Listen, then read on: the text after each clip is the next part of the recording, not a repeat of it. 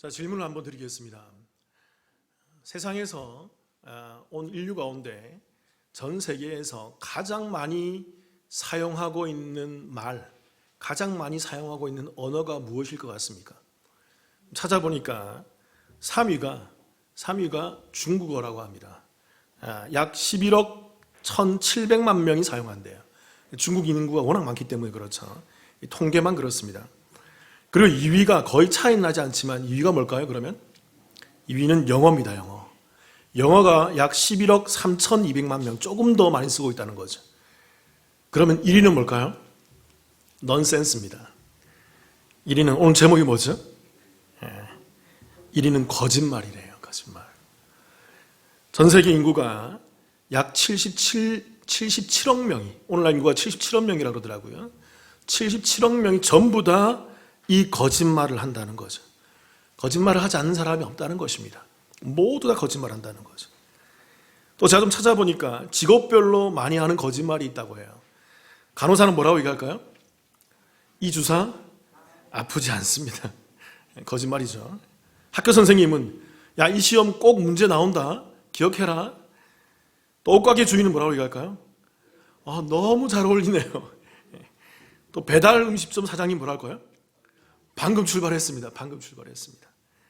그리고 목사님들이 자주 하는 거짓말이 있다는 거죠. 뭘까요, 여러분? 설교 시간에 마지막으로 한 말씀만 더 하자면 이 말이 거짓말이라는 거예요. 평균적으로 한 사람이 하루에 몇 번의 거짓말을 하게 될까요, 여러분? 몇 번일 것 같습니까?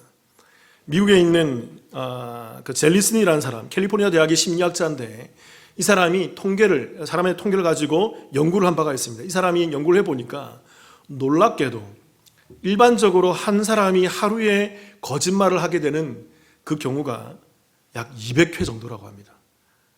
놀랍지 않으세요? 의식이든 무의식적이든 그 말 가운데 거짓말이 무의식적으로 막 나온다는 거죠. 한 실험을 해봤는데 10분간 대화를 시켰는데 10분 사이에 상간에 평균적으로 이 한 사람이 2번, 3번 이상은 다 거짓말을 하더라는 것입니다. 이게 막 나온다는 거죠. 그리고 병적으로 거짓말을 잘하는 사람도 있다고 합니다. 병적으로, 병이라고 그러더라고요. 그래서 그 사람은 이 대화를 하는데, 그런 사람들이 있잖아요, 여러분. 대화를 하는데 말만 하면 거짓말이에요. 말만 하면 거짓말이에요. 빈도수가 너무 높은 거죠. 이 사람의 대화 가운데 신뢰를 할 수 없는 그 말 가운데 거짓말이 너무나 많이 나오는 거죠. 그리고 그런 사람은 주로 어떻게 쓰냐면 이 거짓말을 능수능란하게 합니다. 마치 진짜인 것처럼, 진짜인지 가짜인지 구분이 안 될 정도로 진짜 사실인 것처럼, 본 것처럼, 들은 것처럼 막 얘기한다는 거죠. 그런데 다 거짓말이에요. 그리고 이 사람의 가장 큰 문제는 뭐냐면요, 자신이 하는 이 거짓말을 문제라고 생각지 않는다는 거예요. 이게 일상이다 보니까, 이게 습관이다 보니까 자기의 삶의 일부인 거예요. 그러니까 이게 거짓말이 자기 자신이 되어버린 것입니다. 그래서 말하는 것이나 행동하시는 것이나 생각하는 것이나, 그리고 이 사람들은 특징을 또 찾아보니까 자기가 거짓말한 것을 진짜로 믿는 경향이 있다는 거죠.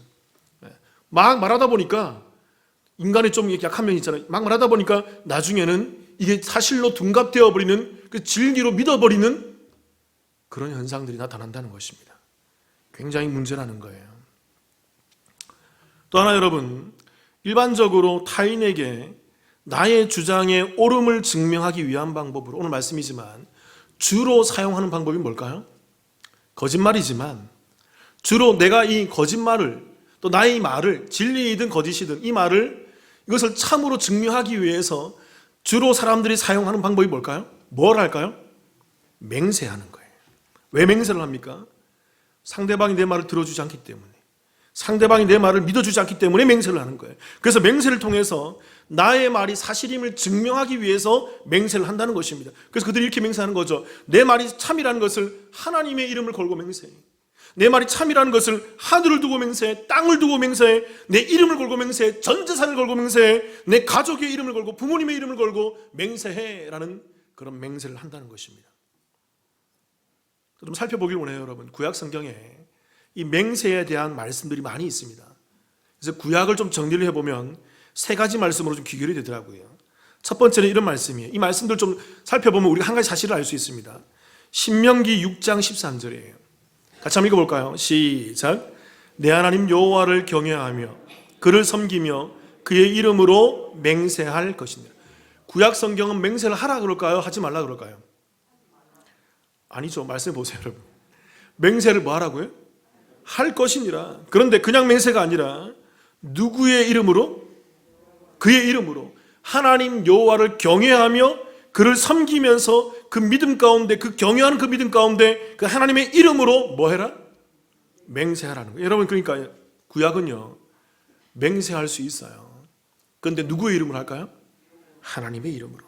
두 번째, 레위기 19장 12절입니다. 같이 한번 읽어볼게요. 너희는 내 이름, 같이 읽어볼게요. 시작. 너희는 내 이름으로 거짓 맹세함으로 내 하나님의 이름을 욕되게 하지 말라. 나는 여호와이니라. 그러니까 이 말도 가만히 보면요 맹세하지 말라는 얘기가 아니에요.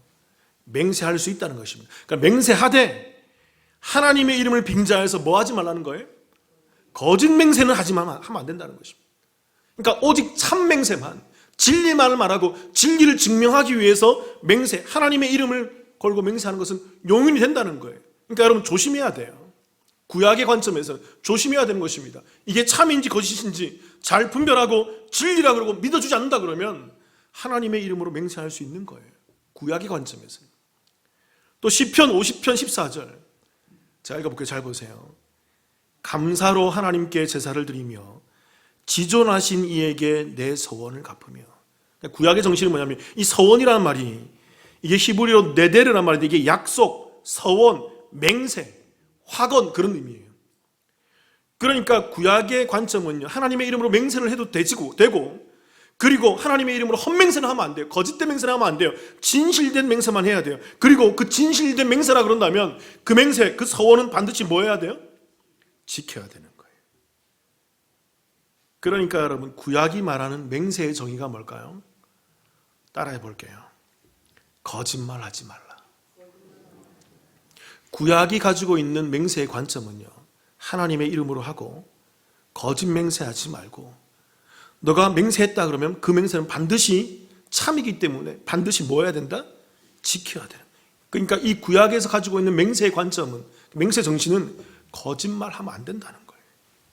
왜요? 맹세는 하나님의 이름으로 하는 것이고 신중히 하는 것이고 하나님의 이름을 맹세했다 그러면 반드시 지켜야 하며 하나님의 이름을 망령되이 일컫는 모습을 가져서는 안 되는 것입니다. 성도들은, 이스라엘은, 교회는, 그 구원받은 하나님의 백성들은. 그런데 신약에 와서 예수님 당시에 서기관들과 바리새인들, 율법 교사들이 이 구약의 이 관점을 악용을 하는 거예요. 이걸 가져와서 악용을 합니다. 두 가지 사실로 이것을 악용하는 사례가 있더라고요. 첫 번째 사실은 뭐냐면 자신의 주장에 대한 근거로 하나님의 이름을 이용하는 것입니다. 여러분 이게 좀 미묘하지만 잘 들어보세요. 그러니까 내가 어떤 사실을 얘기했는데 믿어주지 않는다 그러면 하나님의 이름으로 맹세만 하면 그것이 사실이 되어버리는 거예요. 왜요? 이게 누구의 이름을 맹세했기 때문에? 하나님의 이름으로 맹세했기 때문에. 그러니까 여기서 중요한 건 뭐냐면 여러분 사실 여부, 진실 여부는 중요하지 않아요. 진실이 중요한 게 아니라 너 하나님 이름 맹세해? 하나님 이름 맹세해. 그러면 사실이 되어버리는 거예요. 왜요? 누구의 이름으로 맹세했기 때문에? 전능하시고 거룩한 하나님의 이름으로 맹세했기 때문에 이것은 진실 여부가 중요한 게 아니라 그 하나님의 이름이 들어가 있기 때문에 사실이 되어버리는 거죠. 그래서 신약에 와서 율법교사들이, 바리새인과 서기관들이 이것을 악용하는 것입니다. 자신의 거짓된 주장을 진실로 둔갑시키기 위해서 누구의 이름을 팔까요? 하나님의 이름을 팔아버리는 거예요. 이건 거짓말이에요. 또 두 번째, 이거 반대되는 사례인데 어떤 사례가 있냐면 하나님의 이름으로 맹세한 것은 반드시 뭐 해야 돼요? 지켜야 되죠. 그래서 이들이 율법을 알기 때문에 교묘히 이용하는 거예요. 그래서 어떤 부류는 하나님의 이름으로 맹세하지 않고 뭘로 맹세할까요? 다른 피조물로 맹세하는 거예요. 맹세는 하되 다른 피조물로, 내가 하늘을 두고 맹세해, 하나님 빼고, 내가 땅을 두고 맹세해, 예루살렘 성전을 두고 맹세해, 내 머리를 두고 내 목숨을 두고 맹세해. 그러면서 하나님의 이름으로만 맹세하지 않으면 되는 거죠. 그러면서 헛된 맹세를 한다는 것입니다. 그런데 여러분 이 맹세는 하나님의 이름으로 하지 않았기 때문에 뭐 하지 않아도 돼요? 지키지 않아도 된다고 생각하는 거예요. 여러분. 교묘한 겁니다. 여러분. 그러니까 종합을 해보면 신약에 와서 이 서기관들과 바리새인들, 율법사들은요 이 맹세를 거짓말을 하기 위해서 맹세를 하는 악용하는 모습, 죄악된 모습을 보이고 있더라는 것입니다. 이들은 맹세에 대한 하나님의 정신, 구약의 정신, 거짓말을 하지 말라는 이 정신에 대한 상관이 있는 것이 아니라 이들은 거짓말을 하기 위해서 자신들의 주장하고 거짓말을 하기 위해서 맹세를 교묘히 악용하고 있는 거죠. 마치 오늘날에 누구와 같습니까? 법조인들과 같죠. 오늘날에 판사, 변호사, 검사, 이들이 법을 공부하는 이유가 법을 잘 공부해서 법을 잘 지키고 이용하고 법대로 살아가기 위함이 아니라, 다 그런 건 아니지만 어떤 부류의 사람들이 이런 사람들 있잖아요. 법을 공부해서 법을 피하기 위해서, 합리적으로 죄를 짓기 위해서, 교묘히 법망을 피해서 죄악된 사특한 것을, 그 행위를 하기 위해서 법을 공부하는 그런 무리와도 같은 모습을 보이고 있더라는 것입니다. 그것은 법을 지키는 것이지만 그것은 불법인 거예요. 불법이라고요. 그래서 오늘 말씀 예수님께서 이렇게 얘기하는 것입니다. 마태복음 5장 34절 36절 제가 읽어보고 잘 보세요. 나는 너희에게 이르노니 도무지 맹세하지 말지니 하늘로도 하지 말라 이는 하나님의 보좌임이요. 35절 땅으로도 하지 말라 이는 하나님의 발등상임이요. 예루살렘으로도 하지 말라 이는 큰 임금의 성임이요. 36절 시작. 내 머리로도 하지 말라 이는 내가 한터럭도 희고 검게 할 수 없음이라. 그러니까 그 맹세의 정신이 사라진 신약시대에 와서 예수님께서 얘기하는 거죠. 아예 맹세하지 마라. 아예 맹세하지 마라. 도무지 맹세하지 말라. 여기서 말하는 이 도무지란 말이, 이게 헬라어로 홀로스란 말이 완전히 어디서든지 온통이란 말이에요. 이게 무슨 말이냐면 어떠하든지 간에, 네가 어디에 있든지 간에, 네가 어떤 상황이든 간에 절대로 뭐 하지 말라? 맹세하지 말라는 거예요. 왜요? 원래 성경에는 맹세도 된다고 얘기했어요. 진실을 말할 때는, 하나님의 진리를 드러낼 때는 맹세해도 돼요. 그런데 인간의 죄악이, 인간의 사특한 마음이 그 하나님의 그 진리를 왜곡하고 외면하고 교묘히 악용하고 오용하고 과용해서 잘못 쓰고 있는 거예요. 죄악의 도구로 쓰고 있는 거예요. 합리적 거짓말을 하기 위해서 사특한 모습을 보이고 있더라는 거죠. 그래서 예수님께서 얘기하는 거예요. 너희도 아예 맹세하지 마. 잘못 가고 있기 때문에. 다만 오늘 말씀을 통해서 우리는 거짓말을 하지 말아야 되는데, 이 거짓말을 하지 말아야 될 그 성경적 이유, 좀 더 본의적인 이유, 예수님이 이 맹세하지 마, 거짓말하지 마, 이런 말씀하시는 이유에 대해서 한번 깊이 있게 좀 나눠보려고 합니다. 성도들이, 하나님의 백성들이 거짓말을 하지 말아야 될 이유가 무엇일까요? 그 첫 번째는 하나님께서 진리를 사랑하시기 때문이에요. 따라해 볼게요. 하나님께서 진리를 사랑하기 때문이다. 여러분, 하나님은요, 그러면 진리를 사랑하고 오늘 말씀처럼 무엇을 미워할까요? 거짓을 미워해요. 이게 하나님의 본성적인 특성이에요. 그래서 우리가 거짓말하면 안 된다는 것입니다. 맹세를 헛된 맹세하면 안 된다는 거예요. 출애굽기 23장 3절입니다. 같이 한번 읽어볼까요? 시작. 가난한 자의 송사라고 해서 편벽되이 두둔하지 말라. 이 말씀이 참 이게 우리말 번역으로도 한자가 끼었기 때문에 쉽게 이해되지 않지만, 이런 게 제가 설명드릴게요. 가난한 자라는 말은, 여기서 가난한 자라는 말은 물리적으로 가난한 사람만이 아니라 사회 환경, 도덕적으로도 약하고 연약한 그 가난한 자를 말하는 것입니다. 여러 가지 상황 가운데 가난한 사람이에요. 그러니까 성경은 이들에 대해서 도움을 주라고 얘기해요. 긍휼을 베풀라고 얘기합니다. 그런데 오늘 출애굽기 23장 3절에서 이렇게 얘기해요. 다시 띄워보세요. 23장 3절에서 가난한 자들의 송사라고 해서 뭐 하지 말라? 편벽되이 두둔하지 말지니라. 이 편벽되이 두둔하다란 말이 히브리어로 이게 하다르란 말이에요. 이게 존경하다, 이게 영광을 돌리다, 높이단 말이에요. 이게 두둔하다, 편들다, 편애하다, 그런 의미예요. 그러니까 무조건 편들다, 그런 의미예요. 그러니까 가난한 자라고 해서 그들을 편벽되이 두둔하지 말라라는 말은 무슨 말일까요, 여러분? 그 사람들이 가난하다는 이유로, 그 사람들이 약자라는 이유로, 그 사람들이 연약하다는 이유로 그들에 대해서 무조건 두둔하거나 함부로 편들지 말라는 얘기예요. 그들을 도와는 주되, 그들을 긍휼히 여기되, 그들의 약함 가운데 우리의 자비로운 마음을 가지고 도와주긴 주되, 그러나 그들이 하는 모든 일들이 다 옳다라고 함부로 편들지 말라는 것입니다. 왜요? 하나님은 가난하다고 사랑하는 게 아니에요. 부하다고 사랑하지 않는 게 아니라고요. 하나님은 배웠잖아요. 하나님은 뭘 사랑하는 분이라고요? 진리를 사랑하기 때문에. 진리가 우선은, 진실됨이 우선이기 때문에 그래요.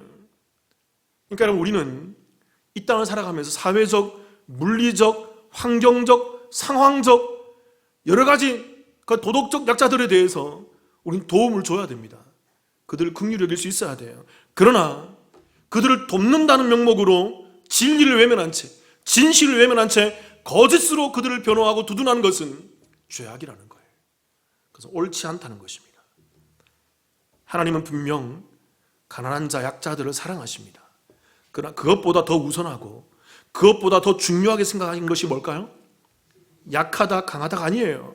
하나님은 뭘 사랑하신다고요? 진리를 사랑하신다고요. 따라해 볼게요, 여러분. 하나님은 진리를 사랑하시고 거짓을 미워하신다. 그래서 여러분, 요즘에 이슈가 되는 차별금지법을 이런 관점에서 봐야 돼요.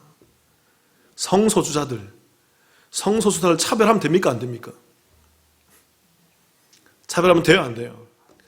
차별 자체는 하면 안 돼요. 그들도 예수 믿어야 된다고요, 여러분. 그들도 회복되어야 된다고요. 그들도 사랑받을 자라고. 차별하면 안 돼요.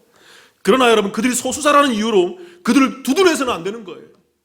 그들이 성소수자라는 이유로 그들에 대해서 편들어주면 안 되는 거예요. 거짓을 거짓이라고 말해야 되는 거예요. 그 잘못하고 있는 거야. 죄악이야. 너 병들었어.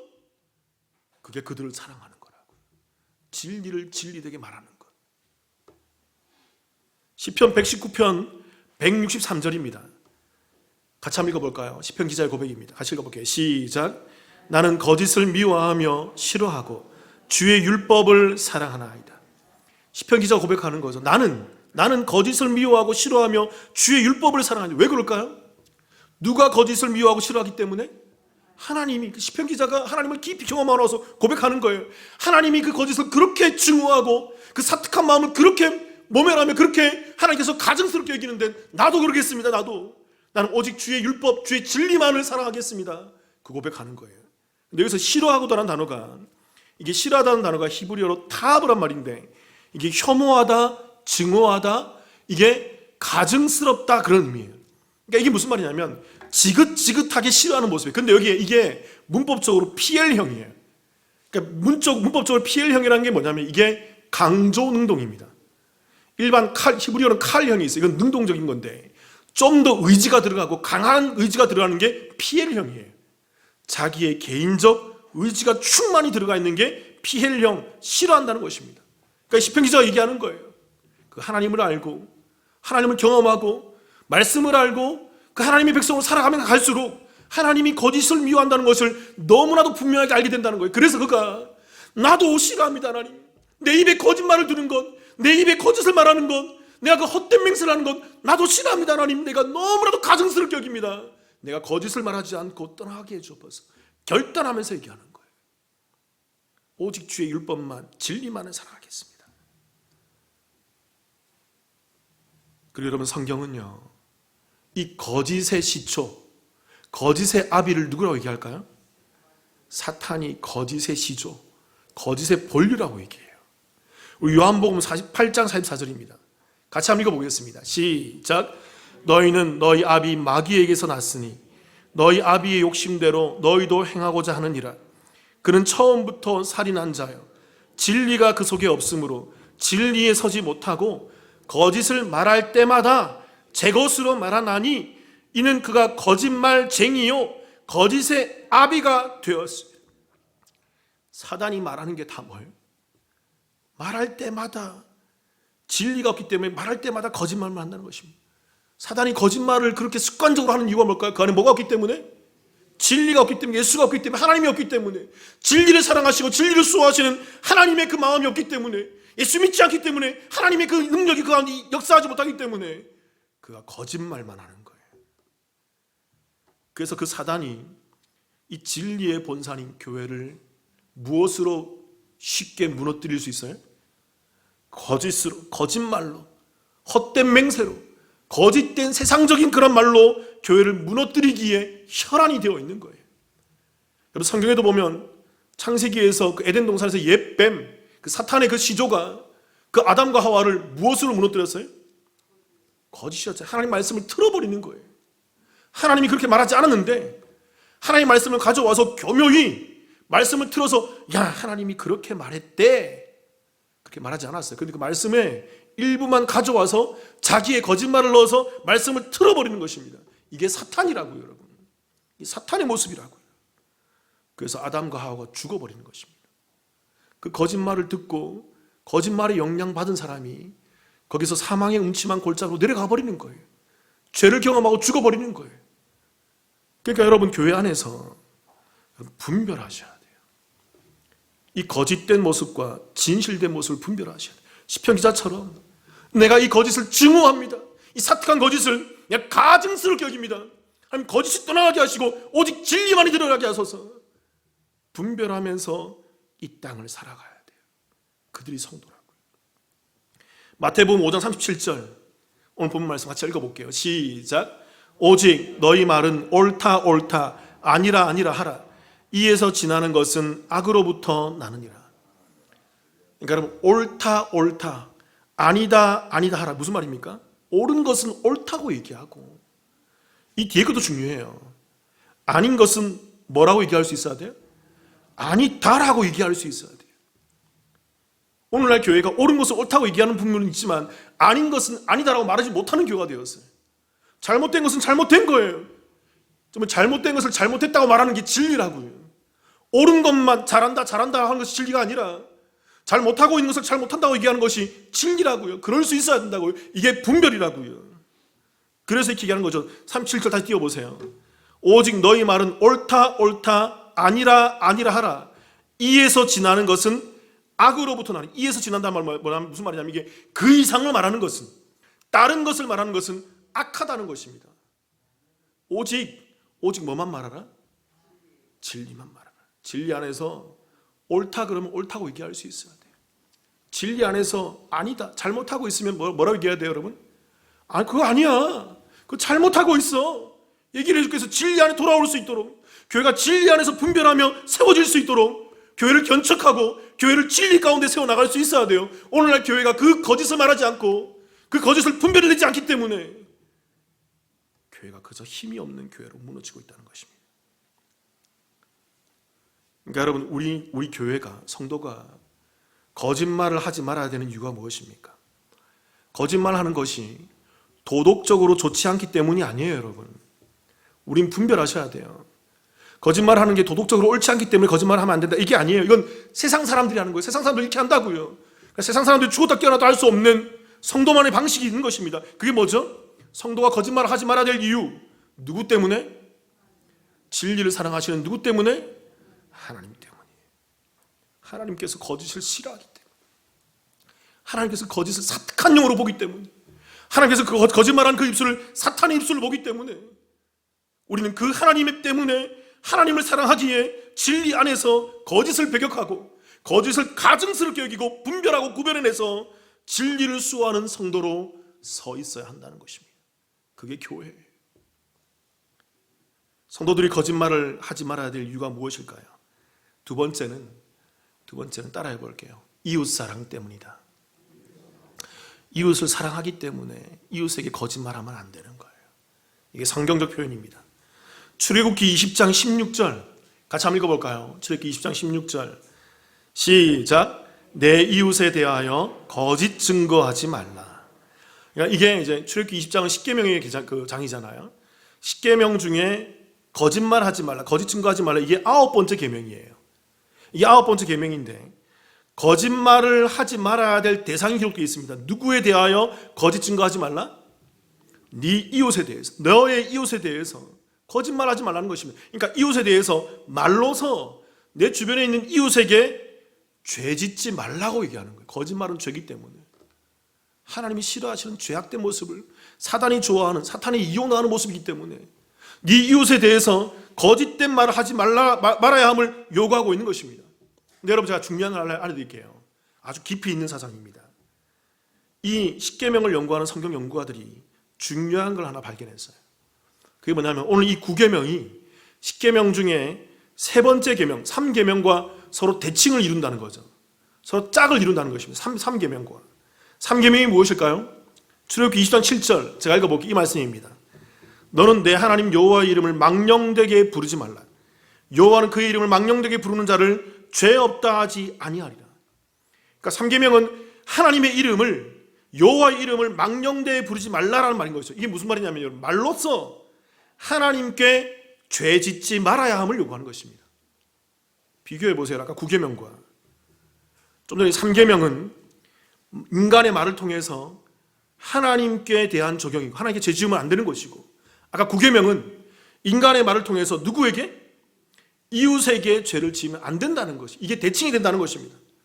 그러니까 여러분 3계명과 9계명과 딱 짝을 놓고 보면 정확히 뭐가 되는 걸까요? 하나님 사랑, 이웃 사랑이 되는 거예요. 말로서 하나님에 대해서 망령되게 일컫지 말라. 하나님을 사랑해야 되는 걸 말하는 거죠. 말로서 이웃에 대해서 거짓 증거하지 말라. 이웃을 사랑해야 되는 것이죠. 하나님 사랑, 이웃 사랑이 3계명과 9계명에 딱 대칭을 이루고 있다는 것입니다. 매우 깊이 있는 해석이에요. 그리고 여러분 로마서 13장 8절 9절을 볼게요. 8절 9절 같이 한번 읽어볼까요? 길지만 8, 9절 함께 같이 읽어보겠습니다. 시작. 피차 사랑의 빛 외에는 아무에게든지 아무 빚도 지지 말라. 남을 사랑하는 자는 율법을 다 이루었느니라. 9절 간음하지 말라, 살인하지 말라, 도둑질하지 말라, 탐내지 말라 한 것과 그 외에 다른 계명이 있을지라도 내 이웃을 내 자신과 같이 사랑하라 하신 그 말씀 가운데 다 들었느니라. 여러분 이 말씀이 매우 중요해요. 이 말씀이 너무 중요하다고. 8절에 보면 띄워놓으세요. 이렇게 얘기해요. 성도는 서로 사랑의 빛 외에는 어떤 빛도 지지 말아야 돼요. 서로 사랑해야 돼요. 성도는 서로 사랑해야 된다고요. 그 9절에 십계명 간음하지 말라, 살인하지 말라, 십계명을 들면서 마지막에 내 이웃을 누구와 같이 사랑하라 하신, 네 자신같이 내 자신같이 사랑하라 하신 그 말씀 가운데 다 들었느니라. 그러니까 여러분 십계명에 있는 모든 말씀은, 9계명에 있는 이 십계명에 있는 모든 말씀은 내 이웃을 내 몸과 사랑하라 하신 그 말씀 가운데 다 들어가 있다는 것입니다. 쉽게 말하면 여러분 내리셔도 되지.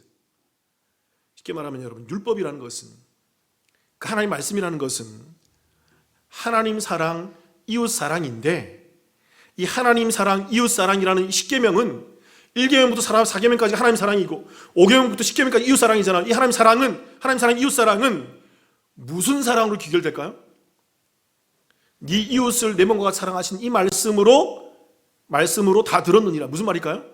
하나님 사랑, 이웃 사랑은 무슨 사랑으로 다 귀결될까요? 따라해 볼게요. 이웃 사랑. 여러분 잘 잡으셔야 돼요. 이게 성경적 이게 개념이에요. 개념을 잘 잡으셔야 돼요.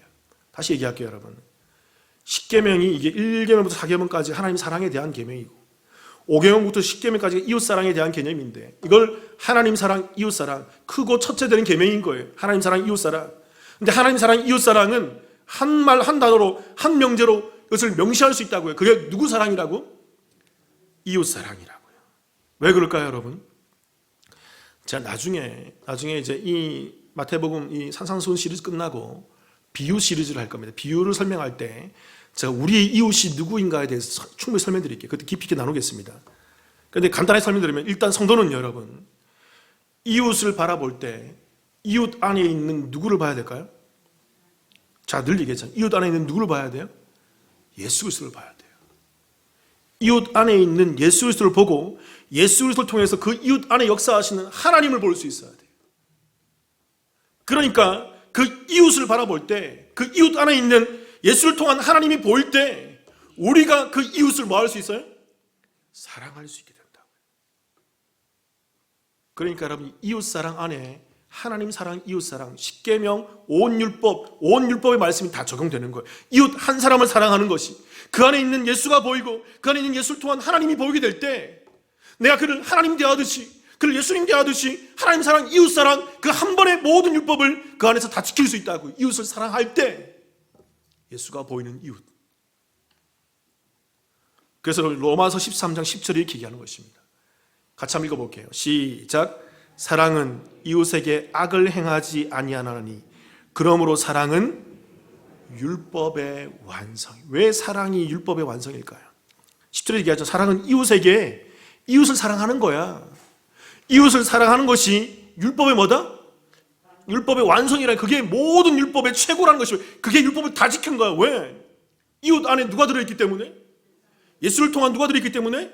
하나님이 계시기 때문에, 그 하나님이 그 가운데 보이기 때문에 그 이웃을 바라보면서 단순히 사람을 사랑하는 것이 아니라 하나님이 보이기 때문에, 그 안에 있는 하나님이 보이기 때문에 그를 사랑해내는 것입니다. 그 이웃 사랑이 내 이웃을 내 몸과 같이 사랑할 수 있는 그 사랑이 된다는 거예요.